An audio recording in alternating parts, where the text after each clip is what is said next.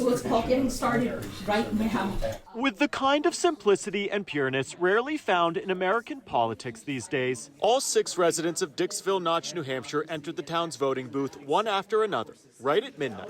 Votes were quickly tallied and counted. Nikki Haley received all 6 votes. Nikki Haley, 6 out of 6. But to understand the significance of this moment in presidential politics is to take a few steps back in time with town moderator Tom Tillotson. Well, he was actually born about 18 miles from here. The 78-year-old's father bought this hotel 20 miles south of the Canadian border in the 1950s. There's hardly anything around. He grew tired of driving through the snowy mountains to vote, so Tom's dad got state permission to make Dixville Notch a voting precinct. Why vote at midnight? Casting the state's first ballots became a way to keep Dixville Notch's name in the headlines each presidential cycle. We got 100% of the town got up at midnight and came out and voted.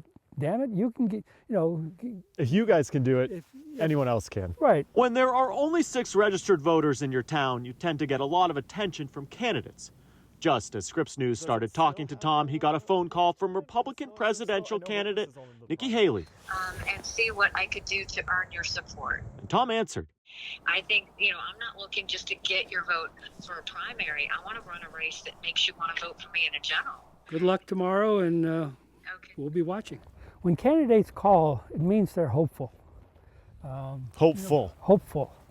They have some optimism. It adds a lot of local color to the primary. It makes it different than elections in other states. Andrew Smith is a professor at the University of New Hampshire. To him, New Hampshire's entire primary election is less about delegates and more about momentum. The hundreds of millions of dollars of media coverage that a candidate gets from winning New Hampshire really helps propel them to either the nomination or close to winning the nomination. As for Tom Tillotson and the 5 other voters here, the whole process has become less about publicity and more about getting others to vote.